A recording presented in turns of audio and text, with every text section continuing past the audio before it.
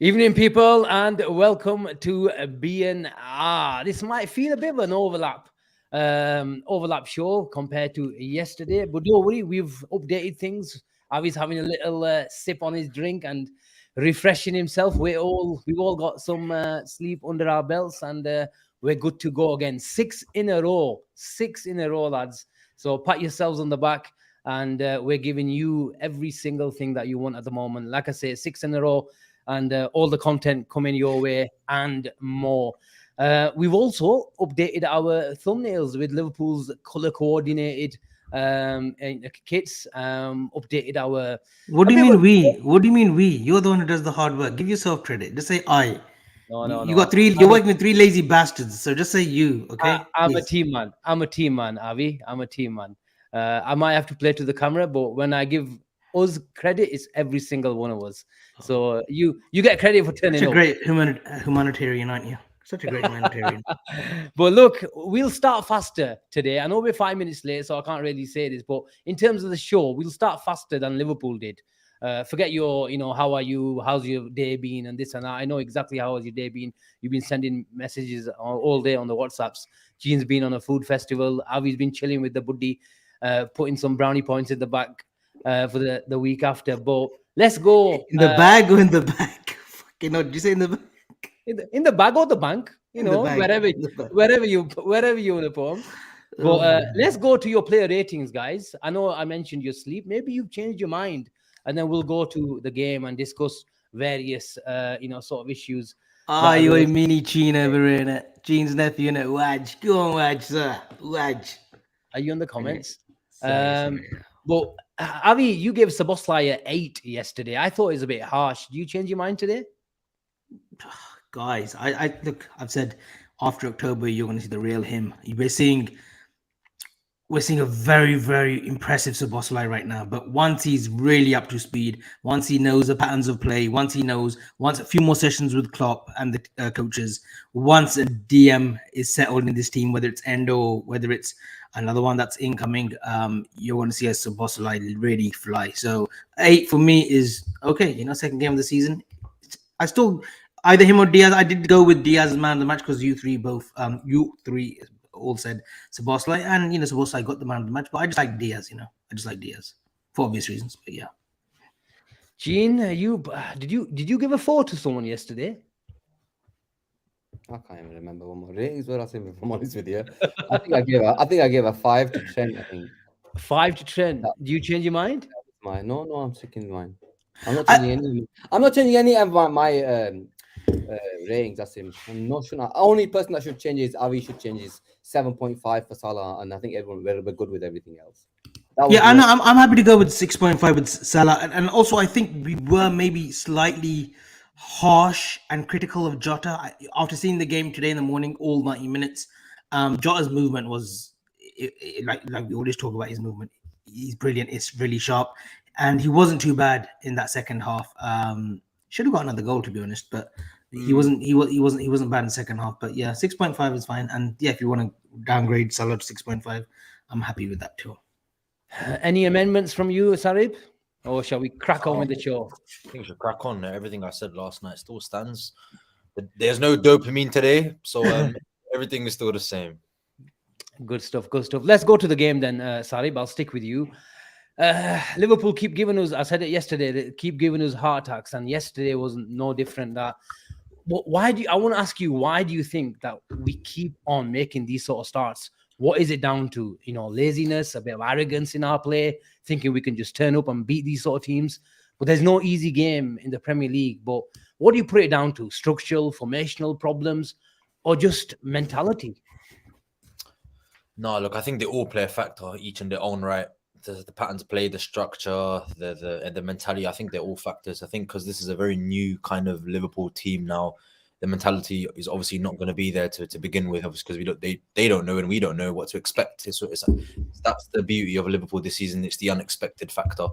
I think the formation also is playing a factor, as we don't have a recognised six at this moment in time. Obviously, Endo was not starting the game, so I think that plays a factor where some of the players have to do 2 or 3 or more roles on the pitch where they normally wouldn't have to. So I think that gives too much space to the opposition, which they can then break on. Yeah, I think it's a majority of those things. I think there's nothing more to it. I think it's more about we haven't got the right personnel to play in the right spaces. So I think that's obviously going to have an overall effect on how the team performs. Asim, I actually wanted to come to you because I think I've mentioned it to you last season when we were early on in our channel about conceding goals very early, Asim. And what is it? We can't keep saying it's a mental block anymore. We can't keep saying it's just to start the nerves. There is something there because the first 10-15 minutes, Bournemouth could have had two. On another day, that decision, it could have gone another way. It could have gone to against us. And Anthony gets that first goal, and then Semenyo, who was really busy on that right hand side at the beginning of the game, scores.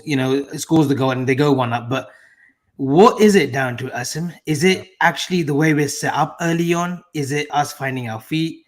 I mean, you're the tactical technician here of us.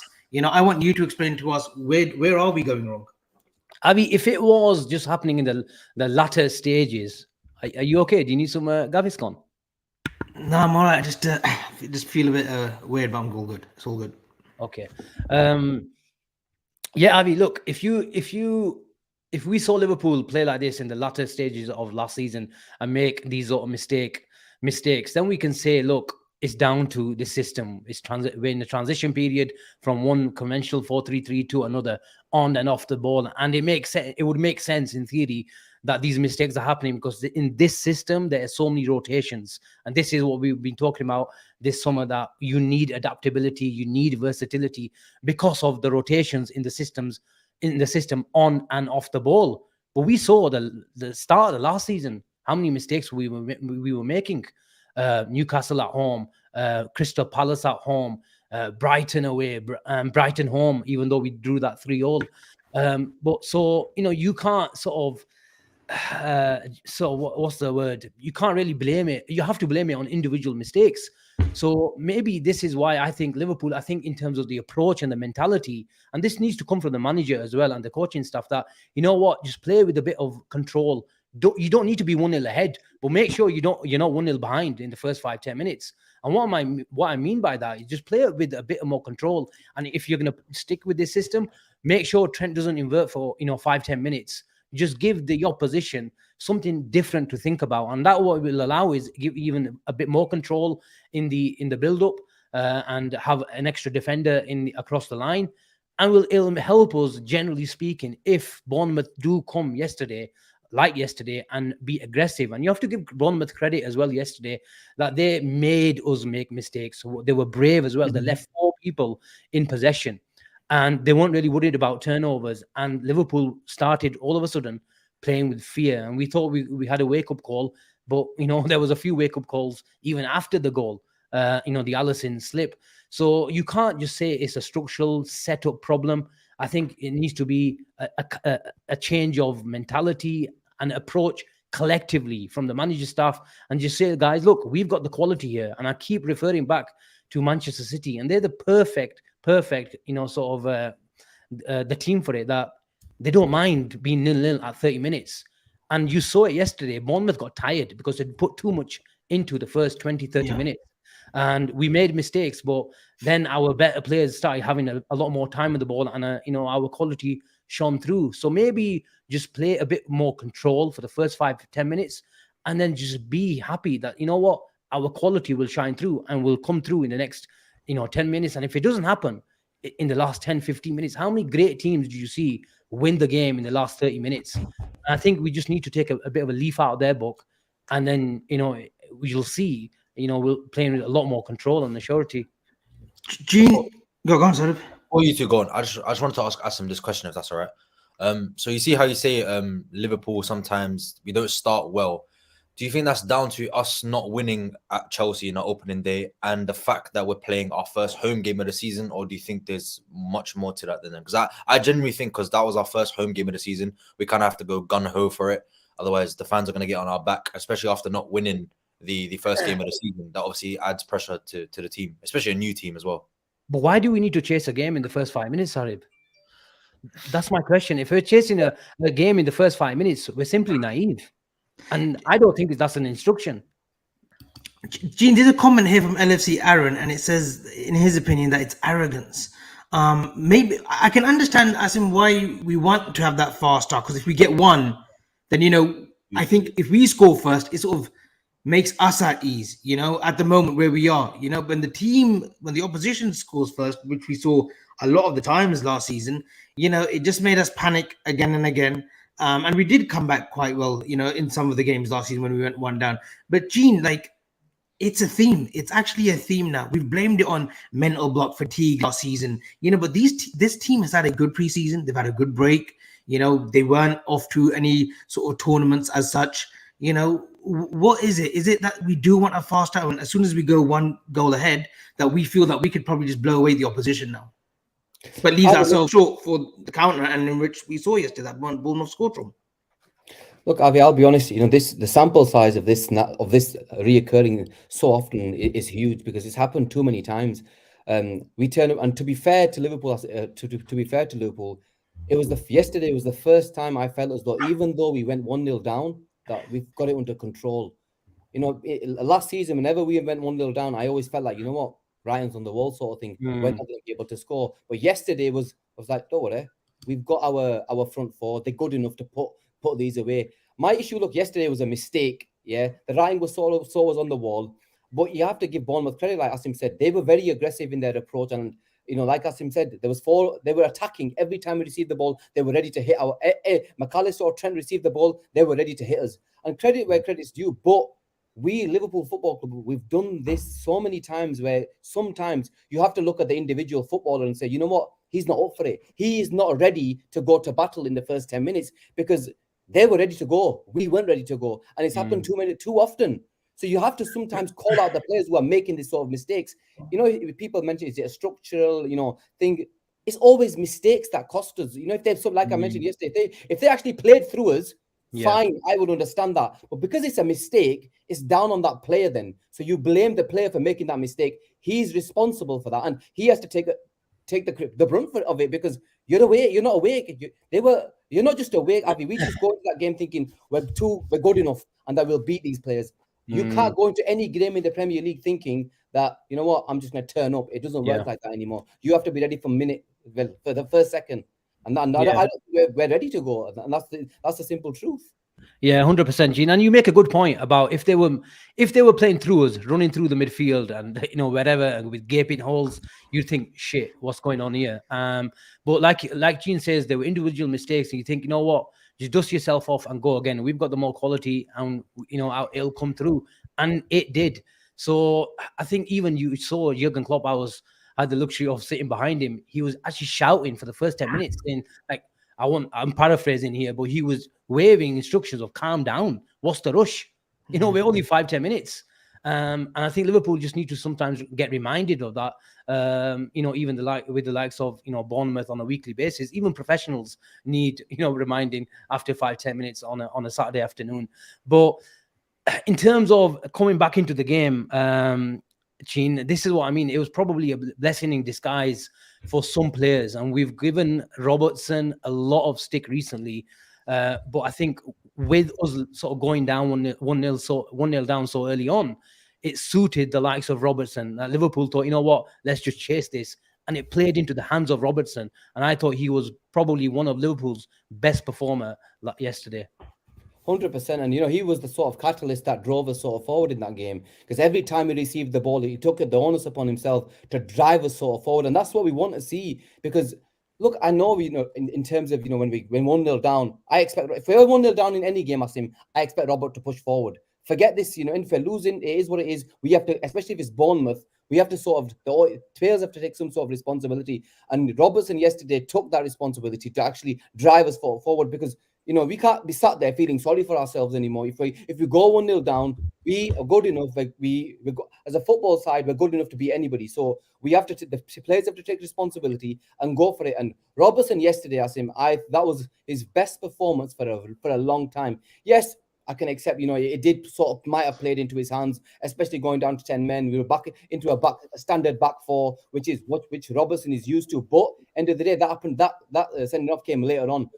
when we went 1-0 down, he took the onus on himself to drive the team forward. So respect for him. I thought he was brilliant yesterday. And you know, a lot of people will, and I said I read somewhere that, you know what, somebody was putting up these arrows about how he was passing and all that sort of thing. Forget that. The eye test was good enough for me. He was brilliant yesterday. Sarib, there's a comment on here from Beat the Press, and I think this is a brilliant comment. He says Bournemouth came and brought the game, especially first half hour. I believe we are revolving to similar club teams in the past, where everything has to be 1,000 miles per hour, 10,000 miles per hour, even. But Sarib, I think this is what I think he makes a good point. Well, I think is he actually, I do know it's T, our friend from Ireland. Sarib, he means that Liverpool, I think, at the moment are in transition as a team, the Klopp 2.0, but also in terms of formation. And we've seen it over the last 6 months. But now what we're seeing and what we saw yesterday, whether it was by design or by circumstance, and it was to an extent by circumstance, like Gene is saying, in terms of when McAllister was sent off, we had no choice but to put Szoboszlai in the middle. But even before then, and I tweeted yesterday, where Klopp was instructing Szoboszlai to come inside a touch. Because for the first 5-10 minutes, he fell on the floor a few times, trying to come inside on his left foot, which isn't his strength. But what we saw when he came inside and we made the adjustment of 5-10 yards in centrally, what it allowed to do for Trent to go on the outside. So people thought, okay, he's playing more of the conventional 4-3-3. He was still inverting at times, but he was going, once we moved from the build-up phase, he was going in a different direction, not staying centrally. Yeah. But the downside of that is it is very, very fluid. And when it pays off like yesterday, it was a joy to watch. But when we lose the ball, it's going to become a problem. No, you're absolutely right about that. I think with that, I think Liverpool looked at it as a team that, no disrespect to Bournemouth, but they're not Man City, they're not Chelsea, they're not Arsenal, they're not teams that we're going to be looking at and competing with for the major honours. So I think it's excusable to play whatever way you want. I think that's how Liverpool looked at it as well, playing at Anfield in front of the crowd for the first time this season, playing against a lesser team. I don't like using that word, but Bournemouth are not up to the level. So I think it's hard for me because I don't get why we have to go 1-0 down to correct problems. Why can't we just do that from the first whistle? And that concerns me because if that is going to happen against a Man City or a Chelsea or a Tottenham or Arsenal, teams that have better quality, we're going to get absolutely rolled over if we don't fix this problem. Because going forward we are as good as anyone, but defensively, especially with the new system that we are trying to employ, it leaves us completely exposed. And you talk about the fluid football that we play. Again, I think that's completely down to the opposition. If you even saw the back end of last season, most of the teams that we played when we were playing the inverted system were teams that are lower down in the Premier League. And we played the likes of Aston Villa using the exact same system, and we did not win that game. Yeah, we didn't beat Southampton, but we absolutely pounced Leeds. 2-2 against Arsenal, where we first experimented with it. So Leicester, who got relegated. So for me, I want to see it against the bigger teams before I can make a proper judgment of what is the identity of this club at this moment in time. I think it's too early to say this is the way to play. Yeah. Avi, I have a question for you, Avi. Just a question. From what you've seen of this system so far, and I know what you guys can throw at me in terms of the right players are not sort of there for, but what you've seen so far in terms of what you saw towards the back end of last season, I know we won the games, but on your honest opinion, is the system the issue? Do you think we should revert back to a 4-3-3? I will always have the right player. I will always have this rebuttal: is have we given it enough time for it to succeed? We've shown in glimpses that it does work. We've shown in some. I go back to that Leeds game away from home, and yes, Leeds were absolutely rubbish, and they got sent down and stuff. But there were glimpses that it does work. There was glimpses against Arsenal that it does work. Against top teams, it does work. Does it work for the full 90 minutes? Maybe not, and that's where we need tinkering, and that's where Asim alluded to yesterday. Klopp changed it very quickly. Klopp was making the changes, and all this that he doesn't tactically change stuff. He's not as astute as a Pep Guardiola. Well, he does. When we're playing well, he does make the few little changes that he needs to make. Gene, it's a difficult one. Do we persist with it? I think yes. I don't think we can automatically just go back to the 4-3-3 as Do you think we've got the personnel for it though? No, we haven't. It's Then how? obvious. Why would you? If you believe you do have the personnel to play that system, why would you play that system? Because I believe that system needs to be perfected with the right players. Otherwise, there's no point playing that system. That's why we've got to give it till the 31st of August to make sure that he gets the players in. Until then, the Well, I would 4-3-3. say, Avi, if you don't mind, I don't think we have the personnel for any system at the moment because we got rid of Fabinho. If you go back to our 4-3-3 conventional, and let's say Thiago is in the team, we still need a DM because Thiago used to play in a double pivot in possession, where we used to leave two Kanate and Van Dijk. Robertson used to join the three attackers with Szoboszlai or Henderson, if you like, just to give you an example. So they used to be the five attackers, and Thiago used to be the two, and Fabinho and Trent used to invert. So the 2-3-5 structure. Well, if you're going to do that now, we don't have a DM. So DM Endo, man, Endo. No. Again, no. But this is my point. Asim, we haven't had Endo. the DM. In the last 2 games, we haven't had the DM. So McAllister's position has been compromised, and in turn, Gakpo's position has been uncompromised. So that's 2 already flaws in your team while you're trying this sort of box system where it's not going to work, Gene. So what you happen is against Newcastle, you hope that either at Endo or another week's training for Bajicic, that one of those 2 start in the 6. And then you can see, and then you can see whether it does look good aesthetically as well, and if it's pleasing to the eye that this box system, it can work. Newcastle's a great test. It could be either way. I'm already worried about Newcastle anyway because of the firepower that they have, and I would love to talk about Newcastle during the week because I think their model is very similar to the way we were first starting up with the sporting director and with the players that they've brought and on data and analytics and whatnot. But I think if Bajicic and Endo start, we've got to persist with that system, G. We've got to persist with it. We saw glimpses of it. We saw glimpses of it last season as well, away from home. And it worked. Trent was very forward last season against Newcastle when we had Gakpo, when we had Nunes off the left, and we scored early. But when they went down to 10 men, they were the much better team, Newcastle. So it still needs work. Are we prepared to? I'm not saying that we can't challenge for the title because I think that we will challenge for the title if we bring in the 6. But if we're going to be tinkering with the system throughout the season, it makes it very, very difficult. Sarib, we're unbeaten in 13. It seems like we've not picked up a victory in 13. We're unbeaten in 13. We last lost to Man City away. And honestly, that was the last time we played any team of decent, high quality. Arsenal were in that was before the system change. That's why I mentioned it. Okay, yeah, and again, that's what I said. For me, it's so tricky to say. I know we are beaten in 13. It's the longest current unbeaten run in the Premier League. We first employed against Arsenal was a 2-2 draw. But even that game, first 20 minutes, we looked an absolute shambles. Like I said, better teams will expose us. That's what I mean. To Avi's point, we don't have the time and the risk to do that because we will get absolutely punched. Because even Cheen said it. You said we don't have the current personnel, which well, I agree with you. You have to give it to the end of the transfer window to bring the correct personnel in. But we don't have the time to do that because we don't have the personnel to do it. And because we're already in the mid-season, the season's already begun, going to the 3rd game of the season, we can't take that risk. I think just go back to 4-3-3 until we get the right personnel in to play that formation, and we can test that against teams that are not as good, because then the risk of losing is much lower than going to Newcastle and getting tossed 5-0, 5-1, because I think that's a concrete possibility, because we were getting taken apart by Bournemouth in the first 20, and you put better attackers in that team, we're getting pantsed, we're going to be 3-4-0 down, and you lot all said it yesterday very, very clearly. Yeah.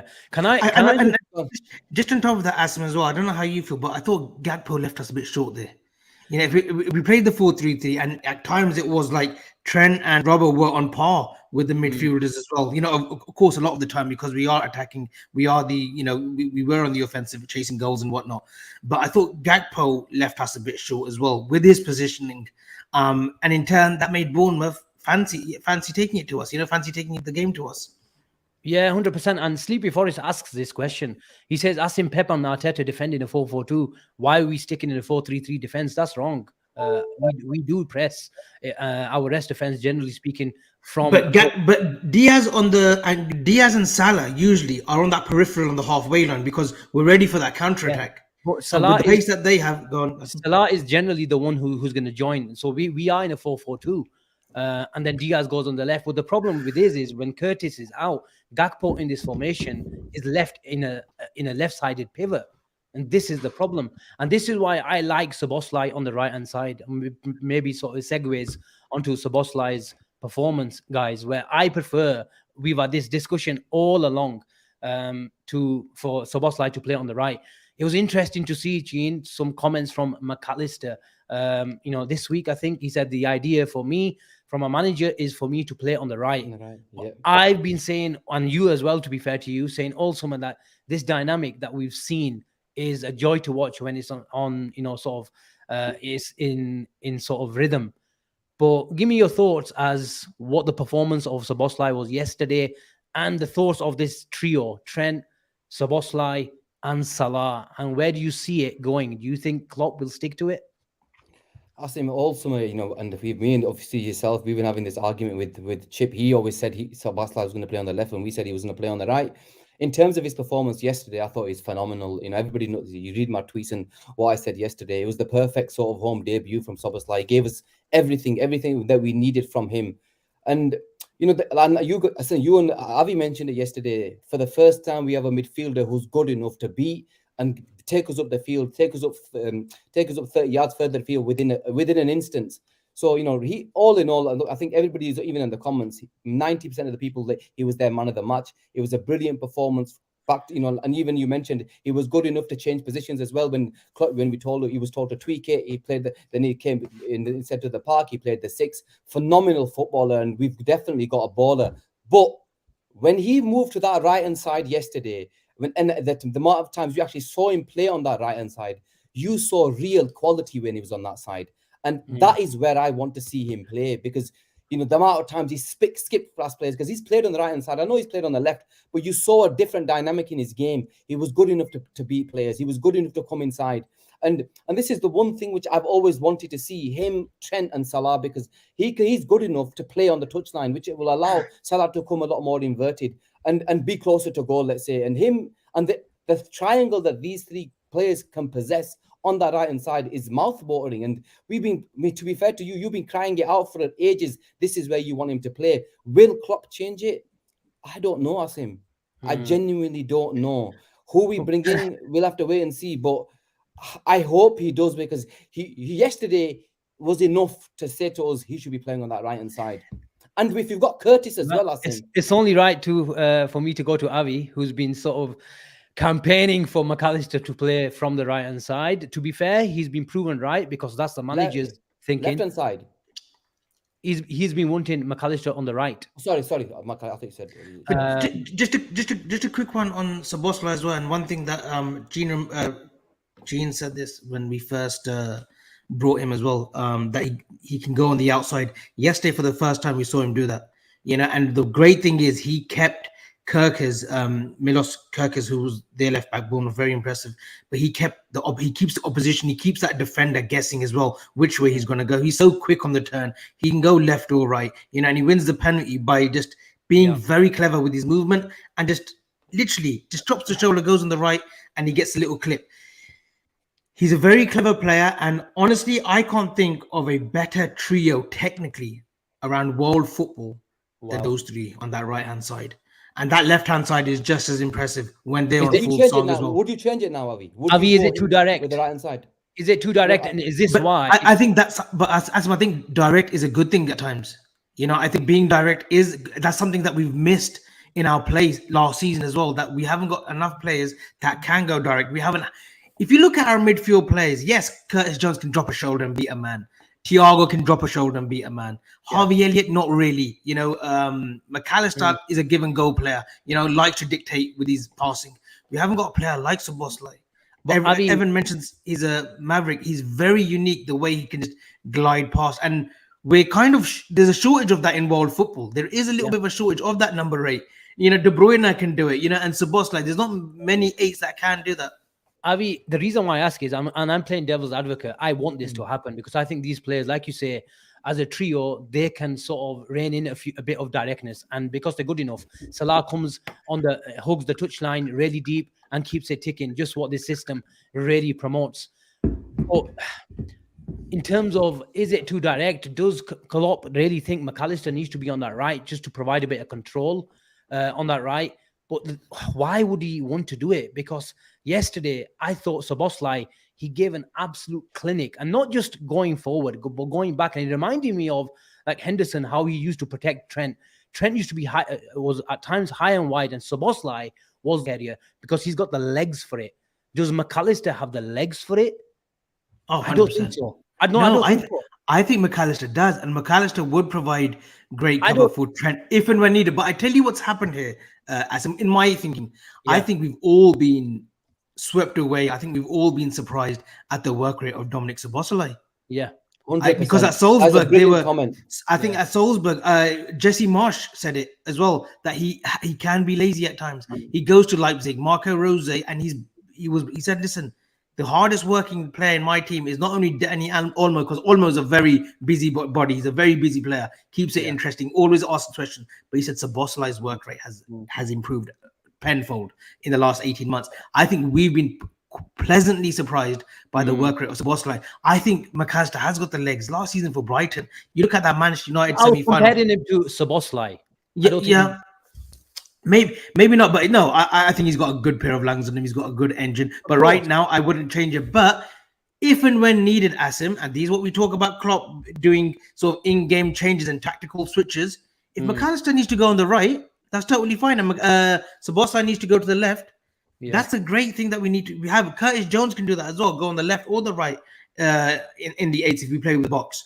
Right, and that's what we need from McAllister and Szoboszlai. The beauty of this system, when we've got the five attacking, you want to keep asking that question, because Diaz more often than not will be on that left. Salah will operate on that right, or Salah comes in centrally. Jota can go off the left. We want to always keep the opposition second guessing. Yeah, 100%. But I also, the reason why I want Szoboszlai, and I forgot to mention Sarib, and this is what I needed to reply to Sleepy Forest as well. I forgot in that comment that when we do sort of defend in a 4-4-2, Szoboszlai goes on the right wing. And I think he suits that role much better than McAllister, because we've got Szoboszlai and Diaz on the wings. Then we've got, if you're going to play Gakpo, obviously we've discussed Gakpo's position. You've got Gakpo and the DM. Szoboszlai is a lot more comfortable on the outside and hugging the touchline off the ball than McAllister. But maybe he just wants a bit more control on that side. But I just think these guys are just good enough to really rein them and play with a bit more control. Avi, you've got that face of breaking news, but I know we'll address it. We're going to address it towards the end of the show. I know your face. I know your face. When you're hosting, I don't want to disrupt your flow, and that's me not taking it. Like, that's me actually being respectful to you. So let's address the talks. Yes, I've just seen Simon Jones' sort of tweet and article. That's you rate me just by shooting by your face. You can tell me. I haven't got a good poker face. Let me put it that way. Gina has though, but Gina looks the fucking same all the time. Biting your tongue, just that dying to say, guys, stop. And listen, I don't want to get everyone's hopes up if you haven't seen it. It's nothing new, really. It's nothing new, really. But that's why I think we should just keep continuing the flow, because we're enjoying this. Yeah, well, Sarib, look, where do you stand with this whole debate? But I just want to, Avi, actually, before I go to Sarib, I wanted to ask you, because I didn't come to you with Robo, and I think as a channel, as a quartet, we do need to give Robo a lot more credit than we've given in the last half an hour, because all of us have been going about this left-sided centre-back. We probably discussed about 10 left-sided centre-backs just this summer. But I thought, even if you're going to play him in the deeper role, and I just want to throw some stats at you, Robertson has been accused of going backwards too many times. With forward passes, 18 out of 20 were successful, and passes to the final third, 5 out of 7, and progressive passes, 6 out of 8 were all successful. So when he gets accused of not really having the ability to break lines, yesterday he showed. So maybe we just need to give him a bit of time to get used to this role. You get used to it, yeah, but his natural instincts are to attack. And that's what he's brought for from Hull. When we looked at his data and analytical, we wanted a left back that could attack. Unfortunately, Alberto Moreno, as good as he was, had very, he was a hot and cold player. That's why we brought Robertson in. Robertson's natural instincts are to go forward. His defensive work prior to last season or the last sort of year hasn't been bad. Defensively, he's solid. But this new position in the sort of three-way is tucked in a little bit.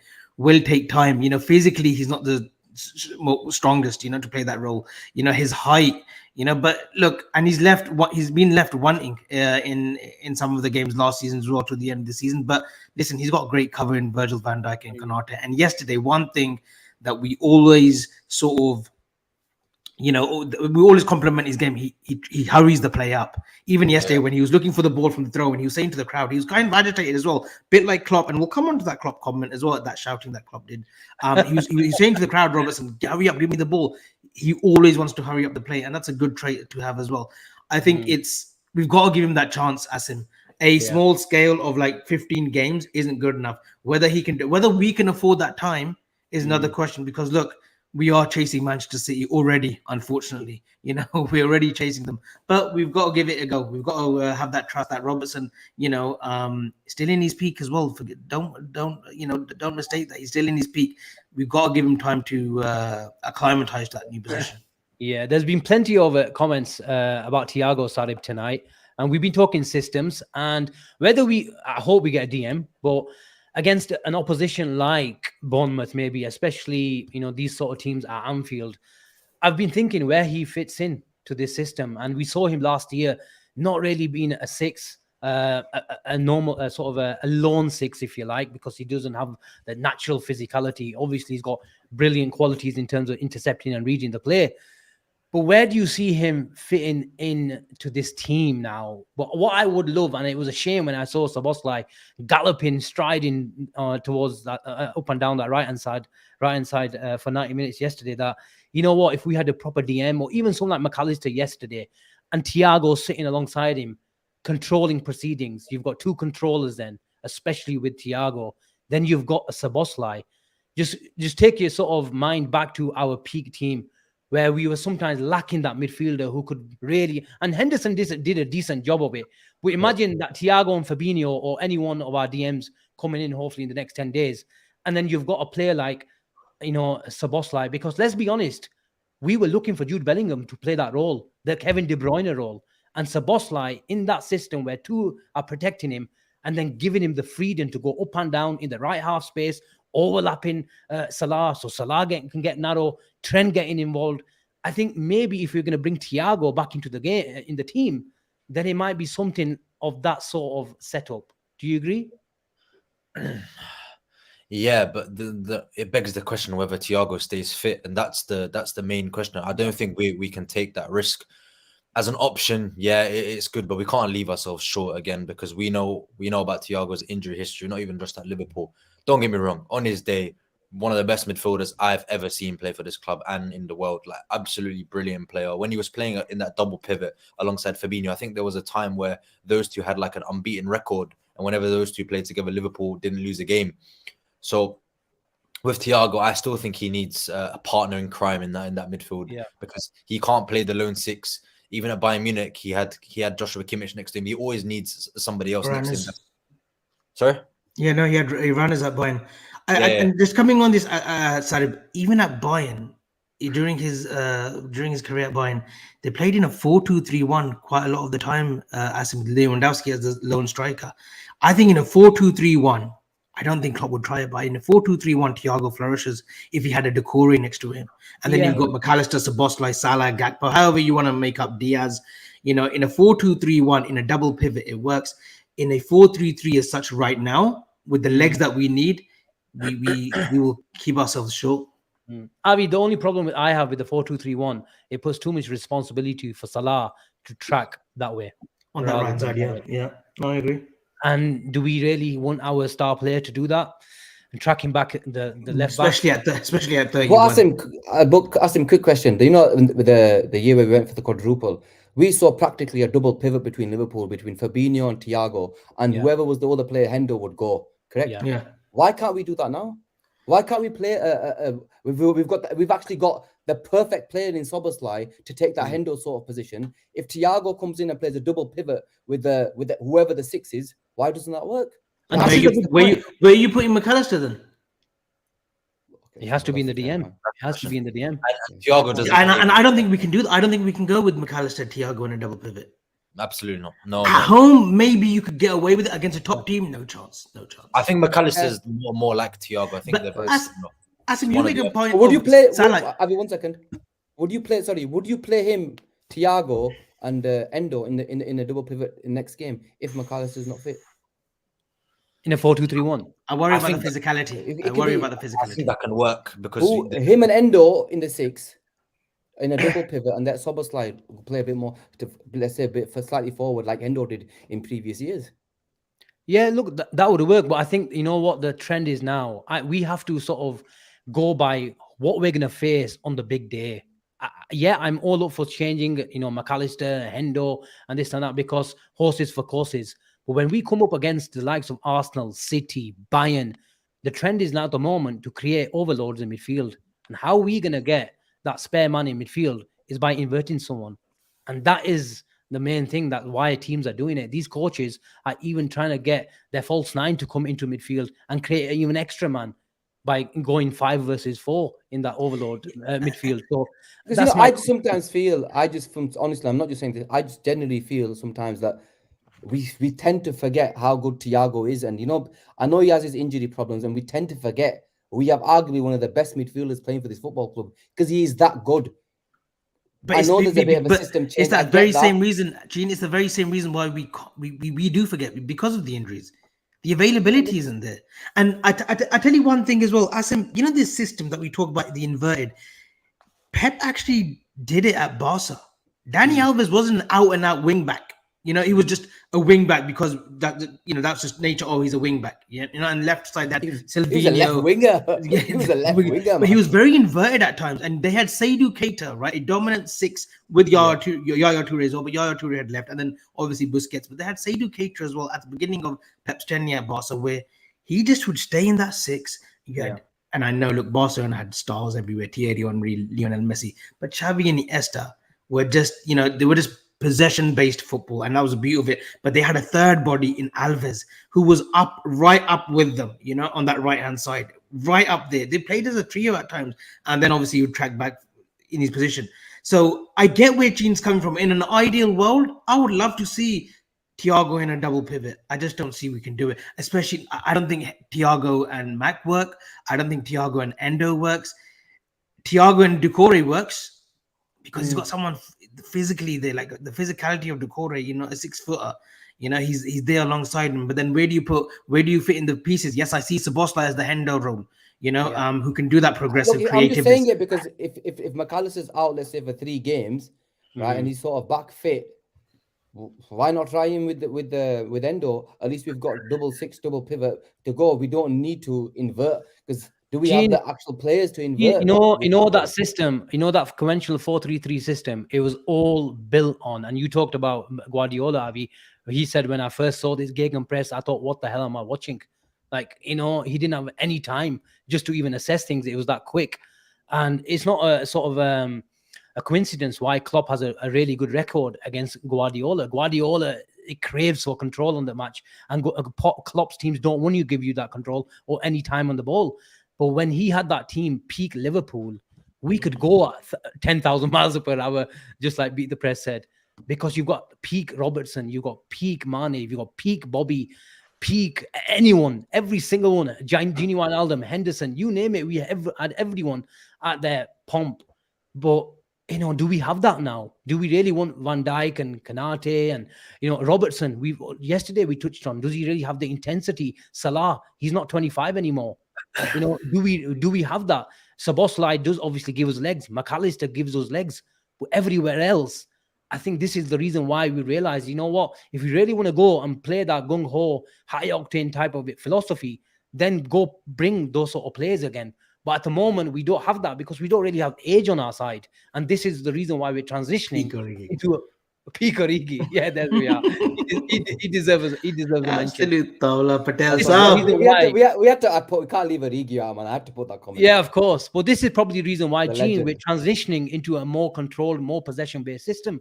Because maybe we just don't have the personnel at the right age for it. Look at Newcastle. I've not seen Newcastle, anyone bar Liverpool, play that intensity. Because you've got the likes of Wilcock and Joe Linton and all these guys play at 100 mile an hour. And we saw it, in flesh last year. And Avi mentioned it earlier on. Even against 10 men, arguably they were the better side. Yeah. So And to add Barnes and Gordon to that as well, and yeah. Isaac, it's working brilliantly for them. But yeah, anyway, that's Newcastle. That's midweek talk. So look, I asked you a question today, Avi, about your boy Lucio Diaz. Unbelievable performance yesterday, and we saw Mane-esque qualities yesterday from him, making out to inside runs. We saw trickery, sort of imagination as well that he's always had. But I thought we've always mentioned, when we're mentioning Diaz, is his output, and he's bringing that to his game. He's obviously started well last year, started again well this year. But when we talk about Luis Diaz, we always mention in the same breath that he just needs to stay fit. Stay fit and needs to control the running. I think Asim. I think Klopp said it yesterday straight. He was just devastated, and like you said, he just dropped to the floor. Yes, a little bit of a muscle twinge and whatnot, but it's nothing serious from what we're told. He does have to curb that, because we've seen it even with Gerrard, early on. If you play with the intensity off the ball and you're just wanting to win every single thing and run for every single ball, you will give yourselves more continuous injuries. With Diaz, it's just a fitness thing. It's just the injury thing with him. As if he stays fit, he will have a hell of a season. What I liked about yesterday was he was hogging that left touchline a lot. He was going from the outside, something that Gene wanted to see. He was going and trusting that left foot of his. We know he's predominantly right foot, and there's footballers out there that just won't use that left foot. Like Salah, sometimes you see it a little bit, maybe use his right foot, but he just wants to predominantly hit with his left or just play with that left. Diaz was going on the outside, and he was bringing Robbo in a little bit more centrally, more inverted. He was making the inside runs instead of overlapping. So he's improving as well. He's had his injuries, he's come back. We just need him to have that momentum and just last through the full 38 game season. And he's a player. I think it'll help not being in the Champions League, because I think he will be rested for the Europa League games until the latter stages, if we get there. But at the moment, it all bodes well for Lucho. And keep continuing what he needs to do. Create a little bit more. Notch up on those assists, but certainly the goals are helping as well. And yesterday it was instinctive. The ball comes to him. I thought it was a great phase of play as well. I thought it was a controlled possession. Trent plays that ball into Jota, who plays that run, crosses it in, takes a little deflection, I think from one of the defenders, or maybe Rothwell, and then he flicks it up and hits it, instinctively. I know Sarib said he made a sort of a camera shot, or was it theatric style goal, but listen, I'll take it any way it comes. And Avi, one thing I asked him before we move on, I want to mention about Diaz yesterday, Asim, was especially when we went down to 10 men, his hold-up play was brilliant, I thought. He was actually really strong, and that was really pivotal in terms of us keeping the momentum and keeping the pressure on them, because it actually drove Bournemouth back another 10 yards. So fair play to him, man. He's improving. He's improving in areas which he needed improving on, and that that's hard soft to the guy. I would like to see, Asim, I'll ask you this. I would like to see Diaz come centrally, and maybe sometimes Jota goes on the left. Like I said, keep the opposition guessing, because Jota, we know, can operate on the left. I would like to see Diaz centrally, because I think he could do that Bobby role. Massive shout, maybe, but he's got the work rate, certainly. You play that Bobby role. Can do every role, man. Come on, Avi. You genuinely. Bajicic as goalkeeper, yes. You're on mute. No, but Asim, now what are your thoughts? Whether because we've seen Salah come in centrally, can Diaz do that central role as well? I like this sort of fluidity in our team, and we mentioned earlier systems with Thiago sitting alongside Fabinho, and then if someone like Diaz was playing on the left wing, what the opponent's right winger would do is, when Diaz had the ball, he would just shift across, because he probably knew Thiago is not going to come in number 10 positions. So it was a lot easier to mark Diaz, because there's only one way. So if there wasn't the right winger covering the right back for the opponent, they'd just show him on the outside, because there was no movement on the inside. But now with this formation, we've got an inverted striker where Gakpo or even Curtis Jones is playing there, and they will interchange with Diaz. And it puts sort of thoughts in the defenders and the midfielders' minds that this trio, and then you've got Robertson in the third phase of the attack, overlapping and underlapping. All of a sudden, you've got a trio, just like we've seen on the right-hand side, on the left-hand side, that causing havoc. And so if you've got three people making underlaps, making overlaps, then it causes, what's the word? what's the word?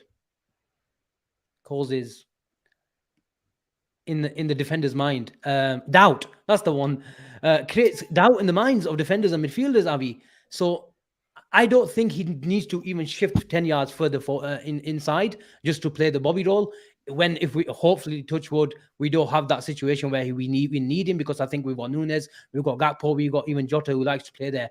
But I think if you've got him inverting, then you've got Curtis Jones going on the outside. You've got Gakpo coming on the left-hand side, even from a number 9 position, because we've got the fluidity and and I refer back to that, we've got every single player adaptable and versatile in each role. And this is what this system asks for. And if we've got that, then it can only mean a good thing. And this is why I probably seen Diaz go on the outside, because you've got runners on the inside now and tracking people's attention.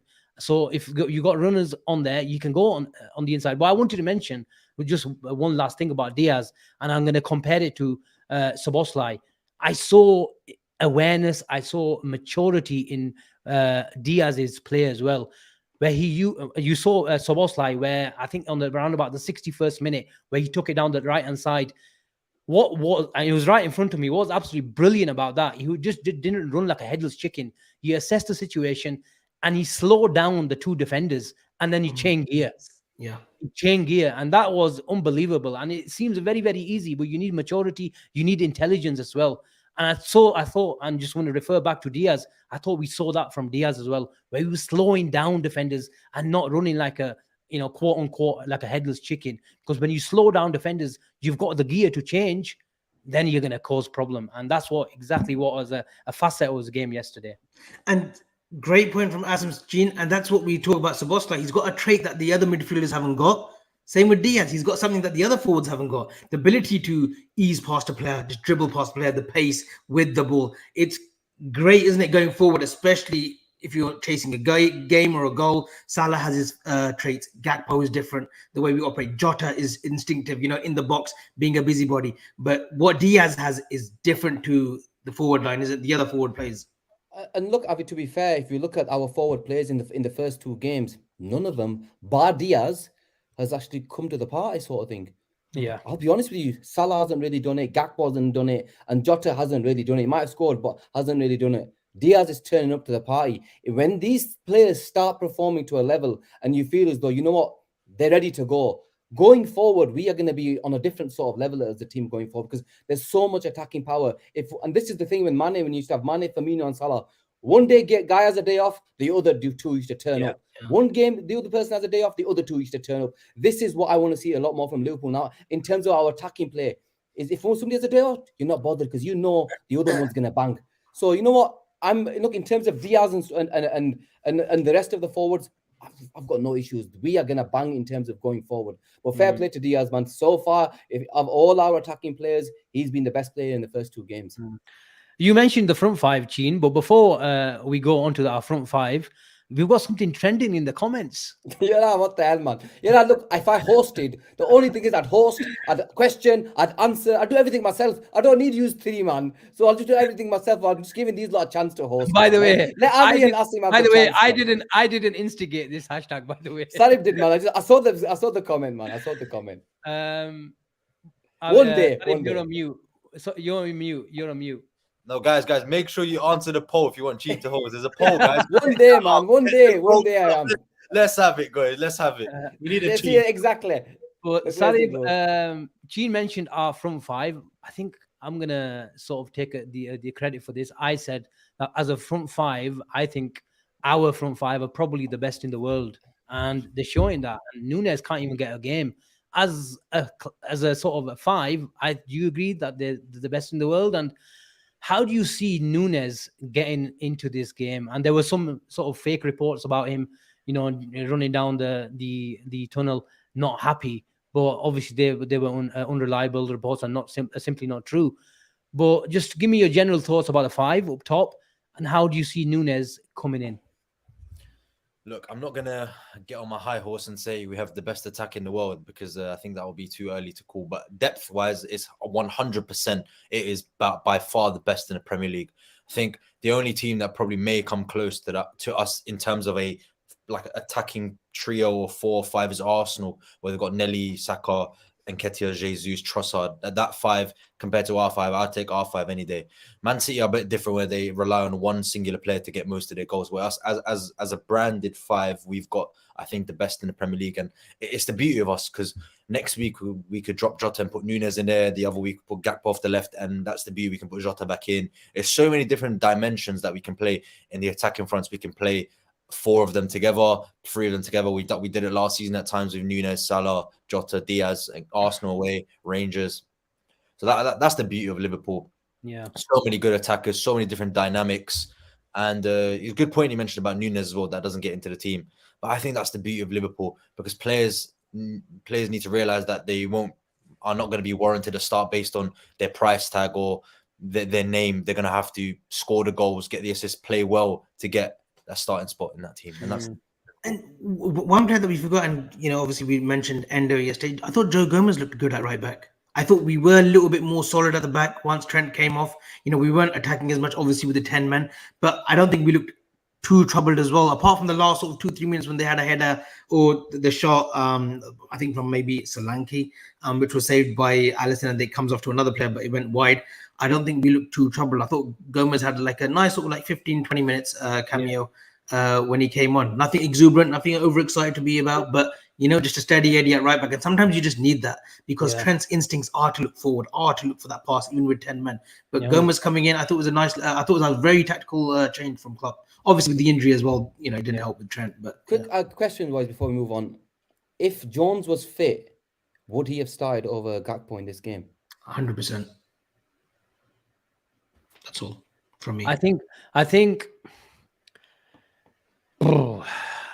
at home you probably want Gakpo because you're going to have 70% of the ball. That's going forward. Okay, but he didn't create much to Asim yesterday in the 8. I'll be 1 second. Sarib, what do you think? What, Jota or Gakpo? No. If Jones was fit, if Jones was fit, would Gakpo have started? No, I don't think so. No. What I would say then is Gakpo would play probably up top then. Yeah. I'm only saying if you want to keep the 4 3 midfielders, yeah. Would you? Okay, going forward, would you play the 4? It depends on the opposition. Yeah. If it was Bournemouth and the 4 didn't turn up, I'm not a fan. I've never been a fan of that. I'll be honest with you, Asim. I'm not a fan of it at all. Yeah. Well, having the 4. The first time they tried it was against Man City. It worked for 20 minutes in the game. We went 1-0 up. That was a long time ago. That was but that's the only time where I've seen glimpses of it looking exciting. But it's never done it for me. But I generally think if we play 4 of those attackers, the quality of them, we can blow any team away. We haven't though. We haven't though. We actually haven't though. We haven't seen it enough though to give a proper indication. We haven't. We played. Go on. Yeah, carry on. But Avi, just to say about Man City comment, that was a 4-4-2 and a 4-2-4 off the ball. Yeah, off the ball. We had, I think it was Gini Wijnaldum. We played with 4 forwards. We played with 4 forwards that day. Mane, Bobby, Salah, Jota. Those 4 played. What did we play when we beat Man City last season 1-0? Didn't we play 4-4-2? Yeah. Didn't we play 4 attackers that game, didn't we? Yeah. No, we played 4-4-2. We played 4-4-2. Jota started, Salah and Bobby, was it? No, he played Elliott off the right hand side, and then we played Salah down the middle. Yeah. Then Jota was off the left. Because Nunes came on, didn't he, in that game? Yeah. It was Elliott. Yeah. I forgot we played on the right because I knew Salah was central. All right. So I just wanted to know what we actually thought of this 4 starting because I'm not a big fan of it, and I don't think we'll see much of it once we get the. I thought yesterday, Szoboszlai and these guys are playing. I don't think we'll see it at all, if I'm honest. I thought it was a blow yesterday that Curtis Jones was injured. Like right on cue as well. Like I thought he would have started with Gakpo in the 9, but it wasn't to be. And hopefully he's back for the Newcastle game.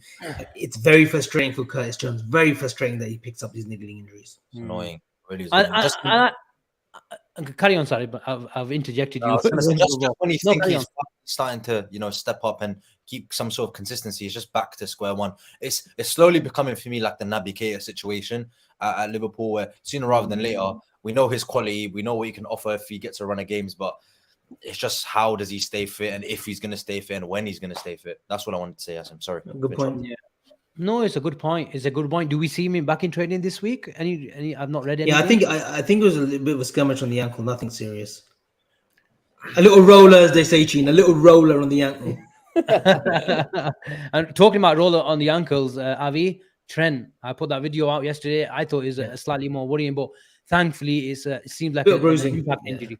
And Yeah. hopefully we see him starting against Newcastle, because without Trent, then I know people talk about his defending and stuff, but he's our playmaker, he's our controller, and he's a lot of things to Liverpool, and we cannot do without him. And I tweeted straight away as well. And luckily, Chris Morgan, read my text and he said to me, just a bit of bruising. That's all it was. So, thankfully, it will be back for the Newcastle game. Oh, sorry, before we move on to the great game, Gakpo and Jota, both of them, I don't think have played amazingly well the first two games. Why doesn't Nunes start the next? Why can't Nunes get a game if the two up front are not haven't played well? Why not go with Nunes? I think we're being harsh on Gakpo because he hasn't started as a 9. I think we're being harsh there. With Jota, look, guys, my thoughts on Jota. He's an enigma. He could be on the peripheral for 85 minutes, but that one chance he gets, he's slotting it away. I want to see Nunes get okay. And you know what? I was happy that Nunes. If Klopp really want to go with Nunes at the start of the season, fine, no issues. But if I haven't really seen the two start firing and go under, Nunes is a decent preseason. He scored a few goals. Give him a chance, man. Let him go. He had a good game against with Jota, you know what it is? Nunes gets so many chances in a match that if you gave Jota misses a fair few though. Jota misses a fair few. I think Jota's a 1 and 2. I think he's 1 and 2. His goal scoring record, his XG, whatever, and me, I'm the last person to talk about XGs, but his XG is quite impressive. Whereas Nunes, listen, but we saw Nunes in pre-season score goals. What was it? 5 goals in That's why I wanted to start, Avi. That's the reason why. And against Newcastle last season, he caused them issue with Dan Burn. We could well see it with Dan Burn along and against their backline. We could well see Darwin Nunes start. But could you see him start at next week, Sarib? Where I feel at the moment with Nunes is technical quality. He only suits games when the game is stretched, when it's a bit of a ping pong game. In transitions, left and right, like a tennis match, that's when you need Darwin Nunes. He might miss a few, but he'll get him his own sort of chaosness, if that's the word, will get him into positions. But at the moment, if you want Curtis Jones as well, which will give you a lot more control, and if you want Curtis Jones to give you more control, and then you want a bit of Rolanus with Nunes, it doesn't make sense. You either want control or you don't. And at the moment, I don't know which way Liverpool are going, but can you see Darwin Nunes starting next week? No, I don't see it personally. I'd love to see the lad get his chance because I think he deserves it based on the preseason he's had. I think he was very, very good in preseason. But the amount of chances that Nunes misses, is the risk worth the reward? I don't think so, because for me, if then you're never going to give him first season syndrome though. First season, I know. I'm more on the don't fix what's not broken at the moment. But it's not fixed. It is because we're scoring goals, Gene. We're scoring goals. A goal, man. Come on, you haven't played well at all. You're making it out like our forwards have been playing brilliantly well. They haven't been. For the number 9, that's about it. For the number 9, you have to judge him by goals. Exactly. Jota's doing his job. He scored a goal. He's got 1 and 2. But prior to that little purple patch that Jota had, he also hadn't scored in over a year. So which one is it going to be? I think with Darwin Nunes against Fabian Schär and Sven Botman next week, I think we'll have to play with someone tall and with the physicality and someone to cause a bit of, be a bit of a nuisance rather than chaos with their backline. I can see Nunes starting. And Asim, you said against teams that play against us and teams that will come out. I think next week will be a bit of a topsy-turvy game. I think Newcastle will fancy themselves, especially the way they set up with Barnes, Gordon, and Isaac, and the movement of their three. Yeah. Very similar to ours, the way they're operating. We've got the perfect example. We saw it last year at Newcastle. Darwin Nunes was a great finish. A few sort of over-the-top balls from Trent, and he was brilliant that day. So, look, I'm all up for it. I want to see Darwin Nunes start because I think he's got the qualities to really make Liverpool go the other way. With Gakpo, everything is connected. But when you've got the likes of Szoboszlai, and this is why we need a DM, guys, again, because we've got McAllister in a more advanced role. We've got a guy who can carry the ball, control the ball, and play those, sort of breaking, through balls. But if you don't have that at the moment, then because at the moment, Gakpo is the one to grab it and carry it and look for the shot. But McAllister will look for the pass. And when McAllister is in that position, then you probably need someone on the shoulder. And Darwin Núñez will come into his own, I think. Look for me, guys. Sarib, let me ask you a question. Yeah, I want to interrupt you. If Spurs, who are looking for a forward, if they come with the £80 million offer for Darwin Núñez, would you sell him? Not this summer. If you ask me this question in 6, 80 7 months, million. no. 80 million. We can command that. They've just had 100 million. If we're getting priced out for like the Lavias and this out of the world, I mean, I'm sure we can offer. Like we can say that. I wouldn't. You wouldn't. I want to give the lad time in it because I think he does have a lot to offer for this football club. But it's right now is not the time. For me, I would have gone and put Núñez in against Bournemouth because we all know Darwin Núñez thrives off confidence. He's a confidence player. He's the type of player where he gets one goal. He's very, very similar to Jota. But Jota, for me, has just got more credit in the bank, which is why he's playing ahead of Núñez. If Núñez played against Bournemouth and he scored, and that's fine, I would have put him in against Newcastle because he's that type of player that he needs a goal to get another goal, to get another goal, to get another goal. And that's what he was doing at Liverpool when I think his first goal was at Fulham, then he got his red card. It was kind of chop and change with Núñez. But when he finds that run of form during that February period where he got a goal against Everton, I believe, I could be wrong, got a goal against Newcastle, got 2 against United, got that flick against Real Madrid. The quality is definitely there, but he's a confidence player. The only reason why I think Jota is in that 9 role at this moment in time is because Klopp's worked with him for longer and knows what he can offer. And Núñez misses millions of chances a game, whereas Jota, you give him 3 out of 5, he will score 3 out of 5. Like he's a 3 out of 5 chances he's scoring 3 goals. Whereas with Núñez, I don't even know if he's scoring 1 out of 5. That's my issue with Núñez. If you're gonna put Darwin Núñez in, you put him against the so-called lesser teams in the Premier League where he can score a goal or 2, build up his confidence. Then you can throw him in against a United, against a City, because he can definitely score. He scored goals twice against United last season. Exactly, but again, that's my point. It was confidence. His first goals of the season were not against Manchester United. He needed a run in the side to get goals, and he got his goal against Newcastle away. I think that was before the United game, and then we absolutely pantsed them. I could be wrong. But for me, he's a confidence player where he needs to get a goal or assist to thrive and carry on. The only reason why Jota's playing is because he has credit in the bank, and it's simple as that. That's for me, anyway. Avi, what do you make of this? I'll say it now. I think Darwin Núñez starts against Newcastle. I won't be surprised. Not worth the risk. I won't be surprised, but it's a big game to throw him into. When Núñez came on last week against Chelsea, he did more in 15-20 minutes than Jota did last week against Chelsea. He was looking sharper. His link-up play was good. Yes, that chance when I think McAllister puts it through. Avi, how are you going to penalize Jota on a day that we only had? It's not penalizing. We're not penalizing. It's rotational. No. What I'm saying, you just said, look, he hardly got a touch of ball. We had 35% possession. When did that last happen to a Jurgen Klopp side? Probably decades ago. Yeah, but Darwin Núñez, look how much was changed. He was playing with Doak on the right-hand side. Harvey Elliott.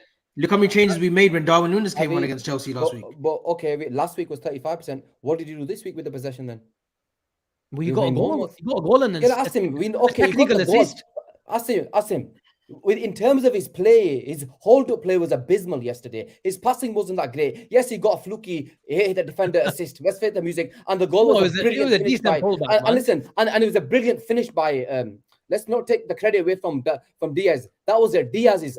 The way he flicked it up and scored that goal. You got to give Diaz a lot of credit. Then, look, there's some that you call proper assists. And then there's some that, are called, let's say, a lucky sort of assist. It's not... I'm not going to say it's a lucky assist. It isn't. Well, you tried to play that pass. But you got to give the credit to the striker. The way he flicked it up and scored, that's a Diaz goal. So, of course. Look, and you also have to give him credit. In terms of his performance, 1 second, we all gave him a 6.5 after he scored a goal. So, explain to me where his performance was then.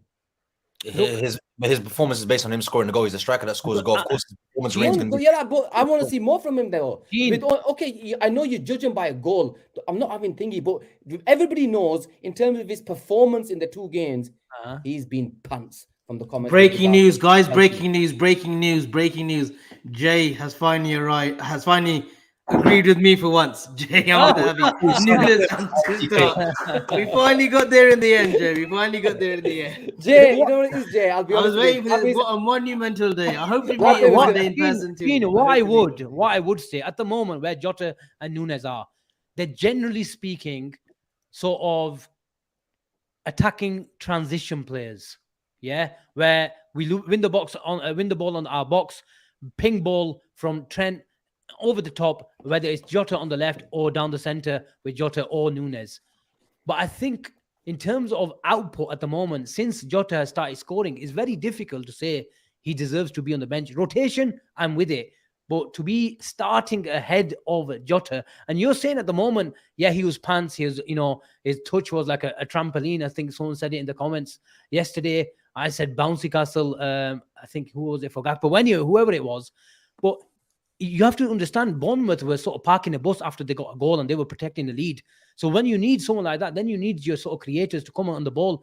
Yes, Jota is not good enough for that. But is Nunes? Do you expect Nunes to be starved of possession or even try to break the lines, play in between the lines? Do you expect Nunes to do that? No, he's not. But I'll tell you one thing I will tell you about Nunes though. If when he is starved, he goes looking for the ball. He will give you something that even Jota. So did Jota. And Nunes, I think Nunes' movement is very underrated. What did Jota give us? No, 1 second. What did he give us?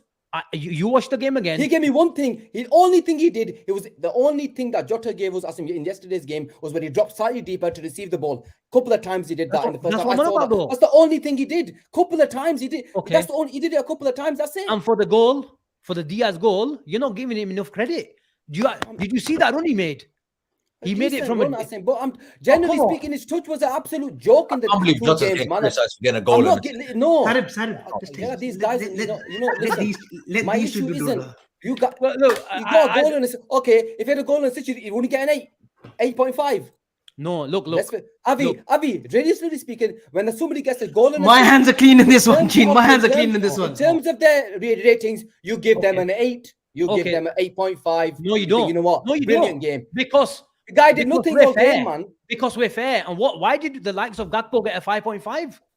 Because he didn't get a goal. You said Gakpo got a goal. You should give him an 8. Well, don't know Muka Maro. Yeah, you said to me. That's why I said even Salah scored. I gave him a 6 or something because I don't think he was good enough. The only player that deserved praise in the two games in terms of our forward play was Diaz. That's why I think it's fair that somebody who did well in pre-season has to come in and maybe stars on number 9 who had a decent one. We paid 85 million for him, and this is me trying to defend Darwin Nunes, who I have slated for 6 months. Give him a chance. You're judging a number 9. You expect Jota to come in between the lines when we play with 2 10s and start making play. When a number 9 is starved of possession, like Haaland gets sometimes 6 touches, in a half and scores 2 goals. But it's output. You have to judge strikers on output. Absolutely. Yeah, I think we've got to look at. I'm gonna just chill out. I think the beauty of it, Gene. I think the beauty of it this season is because without the Champions League football, we can plan properly ahead with our league games. I firmly believe Darwin Núñez will be starting against Newcastle next Saturday. I'm with you, and I hope he does. And if he doesn't, once me and you talk sense. If he doesn't bother me. I won't be here next Sunday. I'll be on the plane to Singapore. So I'm totally. I want to ask the comment section. Who do you think will start against Newcastle? Will it be Jota as the 9 or Núñez as the 9? No. Who do you think? Who do you want? There's a difference. Against Newcastle. Who do you think they're going to say Jota? But who do you want to start? So you want Núñez to start ahead of Jota? I do want him to start. I'm not going to lie. I think it's time we give him a shot because the other two haven't done much in the first 2 games. Oh, they only scored and assisted in the last game. Yeah, that's about it. That's all they did. The hardest thing in football is to put the ball he's a tap-in, man. And you'd score that goal that Jota scored. I'll go for Gakpo in the 9. Okay. So, and look, we can talk about the pre-match. We can do pre-match notes against Newcastle. You know what? Thank you very much for the comments. You know what? I respect the comments. They're all going Núñez. Maybe one for Gakpo. Núñez. Respect. See, all these don't know the ball. No ball, man. Anyway, carry on. Until we've got control in those 2 10s, we got a proper DM. I think Núñez is too risky. It's too risky. But look, okay, I'm a massive Darwin fan. Massive Darwin fan. But I don't think it's fair, and we're in a position to just drop Jota if he keeps on scoring. You have to judge him on output, and I'm telling you, you'll have to judge Darwin on output because he's not going to give you anything else bar playing on the shoulder. Because with all fairness, he can't do anything else at the moment. I don't agree with that, Asim. Last season away on the left-hand side against Spurs, he ripped him to shreds. He was unlucky not to score. He created for Salah and assisted with Salah.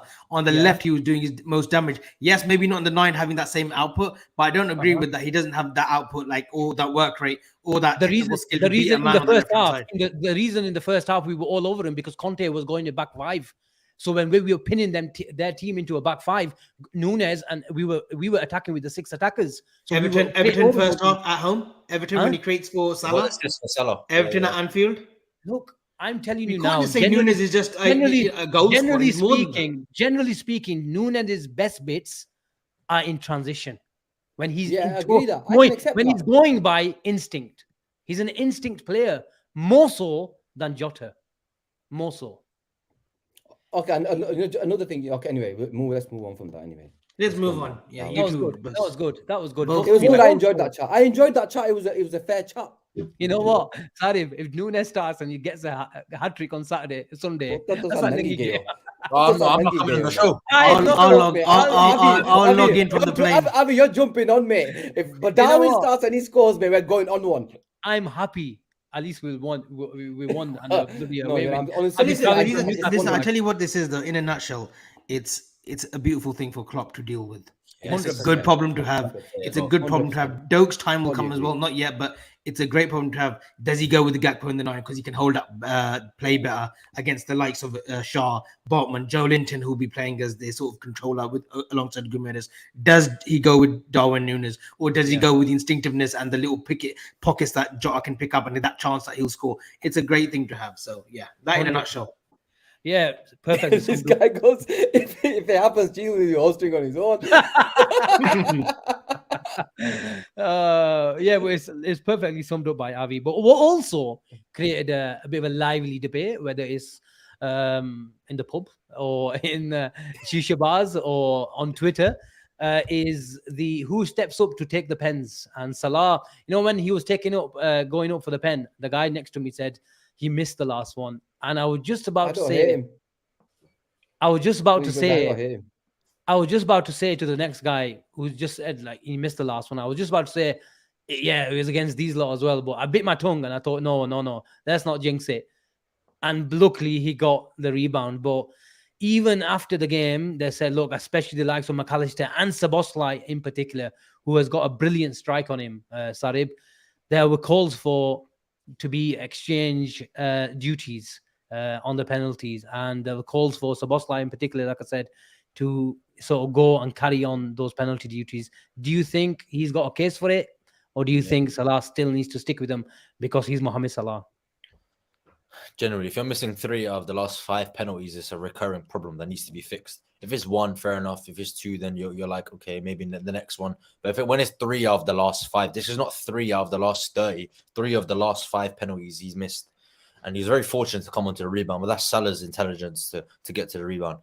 And we have 2 of the best penalty takers in Europe in our team, in McAllister and Szoboszlai. Szoboszlai, I think there's one video that keeps resurfacing when he said about him and Neymar. He says, Neymar asked him, are you going to score that penalty? He goes, for sure, I'm scoring. Then he goes and does it. So he's good off the penalty spot. Even before Salah, we had Fabinho. So we've always been, and Milner, we've always been blessed with decent penalty takers.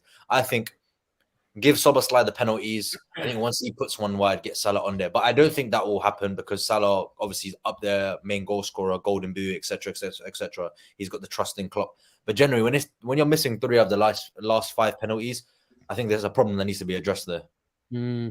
Avi, you simply give it to the best penalty taker. Sentiment to a side, ego to a side. You give it to the best striker of the ball from dead ball situations or in front of the goal or penalties. It works for free kicks. Why shouldn't it work for penalties?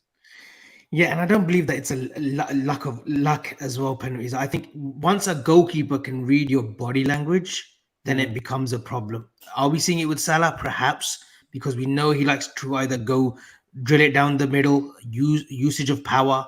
It becomes a reason of doubt for him, and then the goalkeeper's got a better chance of saving it. I think they will have to look at it maybe, but Klopp will say the same things until Salah says to me, I'm ready to relinquish the penalty duties to someone else. I think we will still see him take it, although I would love it for it to be Szoboszlai. Just that calm aura influence on him, that you just know, like, he's just going to put it in the back of the net. And if you see his penalties from Salzburg and Leipzig, it's in the same spot, but it's so accurate that keepers are not getting anywhere near it.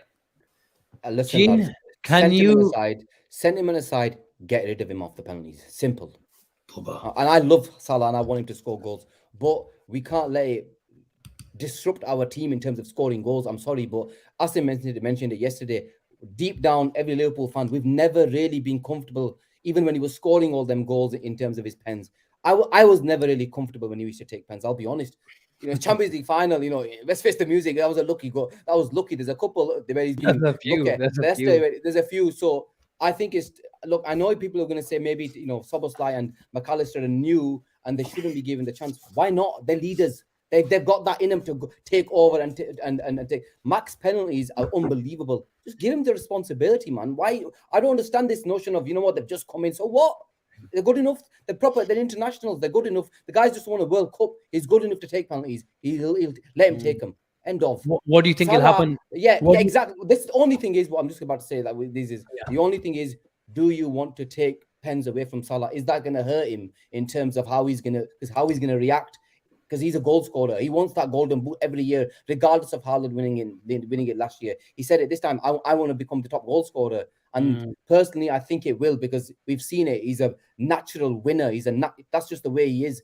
So I think he probably will get a bit peed off. I don't think that'll phase him though. I don't think that'll phase him. It might not phase him. It might not phase him, but it will hurt him. Trust me. I think it'll hurt him in a good way. I think it'll make him more greedier and selfish as a player to score more goals, which can get detrimental. But I think it'll be. I think he'll take it on the chin. But again, I think it'll be left with him to go to Klopp and say, "Listen, voluntarily." I think this might be the reason why, boys. I think guys, it's a great problem to have. It's just like the attackers. We've got so many good penalty takers in this team that, regardless if Salah's playing or not, we've got so many options that will probably guarantee us a goal from 12 yards. So it's another great problem for Klopp. Another good headache to have. Another good headache to have. I'm sure that Newcastle will give us plenty of headaches next week, but we'll give them a few as well, because like Jurgen Klopp said when he embraced Endo for the first time, he goes, we have a really good team, but a really, really offensive one. So we'll cause a few headaches as well. So it might be another 4-3, it might be another 5-4. You never know. When me and China open those clouds watching our team go again the next Sunday, it'll be interesting to see what the outcome is. But as ever, guys, we've been going for 1 hour, 20 minutes. I think we haven't even asked anyone to like the stream or smash a subscribe. It's been a good show today, guys. It's been a cracker. I've actually really enjoyed the chat today. You say that every time, though. You say that every time. I never. You always say, "I really enjoyed that. Really enjoyed that." For the first time, Avi, you actually spoke football today. You know what? I'll give you a round of applause. You actually did well today. Asim held his own. So I mean, the Sunday show, you get on. The Sunday show, Gene, I don't want to get on with you. It should be about football. It should be about football. Man, it should. And I'm just going to give our panel credit, and even Evan in the comments, where we're adaptable. We can cause a bit of roller. We can have a bit of a few clowns in the building. But when we want to talk serious, our panel is very versatile, to Nick Avi's word that he's been using. Oh, by the way, before you finish, can we not speak about this article that everybody was on about? Yeah. Avi, you said you were going to mention it. I think we've got some super. I think we've got a couple of super chats as well. So if you want to address this, Simon Jones of the Daily Mail has come up with I think we all know what it is, isn't it? That Decore talks have happened, Gravenberch talks have happened. Maybe they're looking to do a double deal. Gene, if we do a double deal, Decore and Gravenberch, where does that leave the likes of maybe a Harvey Elliott? Where does that leave the likes of like a Thiago? Forget where it leaves us. No, I'm talking on the player side though. Headache. I want that headache of, you know what? I've got so many players, and these players that Klopp wants. Klopp is in charge of this fund for once. If he wants him, let him have him, because then we can point the finger at Klopp and say, you know what? You wanted these players. You're in the wrong here. I want to be in a position where I can say, you know what? We're not one short. Nobody can turn on to us and say, we didn't do enough. For once, can we not have a side where he says, you know what, boys? We've got enough and we're ready to go. And if Klopp wants these players, let him have them, because we trust him. That's all I agree with that. And thank you very much for the super chat, Red Gorilla. And this is what they're discussing in terms of answering your question. What's the big news? Avi, what do you make of this? The thing is, we've been mentioning that Liverpool have shown their cards that they've got money. And even Klopp came out and said, you know what? We're not going to make money as an excuse. We're just simply going to go for it. Go for it. Yeah. Listen, for me, I would be happy with Decore. if he was just to come in, I still think we need a defender. But if it's Decore and Gravenberch, I'm not going to argue. I am prepared to have Gravenberch come in as a project player and see where we fit him in. Yesterday we discussed Gravenberch briefly that he's neither here or there. He's just a midfielder. But let's see what the coaches can do and see where he can really excel at. Sarib, your thoughts? What can I say? What can I say? What can I say? Quicker we get those players in, it's better for us, I guess. Decore, Gravenberch, obviously good players, good additions to our team. My issue is I think we're going to get one or the other, and not both. I'm not checking Birch, no? I don't think we're going to get both of them. I generally don't think we're going to get in both of them. I think we're going to get Dokoni Osi, Iki Osi, Gravenberch. We're not going to get. I think we're going to get Dokore. Koni. Just one Gravenberch. I think we're going to get Gravenberch. Believe, man. I want Decore personally because I think you guys addressed it very well on other shows that you think Decore is more of the sixth than Gravenberch. And obviously, Gravenberch hasn't had the greatest of seasons at Bayern Munich. Decore is more established in a Crystal Palace team that's played in the Premier League. So I think he's already he's got a bit on Gravenberch already. So I think there's less risk with Decore. But I think realistically, I think Gravenberch is the one that we will get personally. But, Asim, can you answer David? Answer only none. Yeah, but Gravenberch won't take up a spot. That's why we wanted to say David. He doesn't take up a spot. But ideally, would you guys want both? Why couldn't you answer it for him? Why couldn't you answer that question? Why did he go to Asim? I'll tell you why, because they asked him said it a few times in the past, didn't it? So I thought, why not? Let him have it. Talking of DMs. I didn't come to you because you don't know the answer. Neither did you. Neither did you. You two. Well, that's why you asked Asim. That's why you asked Asim. See? Talking of DMs. I mean, me and you get on, man. Why did you have to spoil it towards the end of the show today? I'll never get on. Me and you get on so well the team won't get on. You, man. Let the beautiful man Asim speak. Yes, sir. Go on, after you. Talking of DMs, quick word on Caicedo. Nothing much to say. Nothing much. I don't care about him anymore. One word. Where's it gone? What's the Chua. He's a Chua. Chua. Chua is spelled with SCHEW. What we'll say though, it's not always bright on the other side, mate. I'll tell you that. Yeah, look, just banter him as much as possible because I don't think he's been playing football for about 70 days. Something stupid like that. So yeah, but look, it's always good if he's gonna fuck up, and we'll banter him if we get the opportunity. Why not? Oh yeah, there's plenty of. Okay, guys, I think that's the wrap. Thank you very much. If you're watching this show later on, please smash a like. If you haven't subscribed, then please do so. 6 in a row. Can we make it 7 in a row? It depends. If some news breaks out tomorrow, we'll come and we'll entertain you guys. But thank you very much for being an unbelievable chat as ever. Insightful, roller, debate, and an engaging comments section as well. Have a good weekend, whatever's left of it, and we shall see you very, very soon. Take care. Take care, guys. Bye-bye.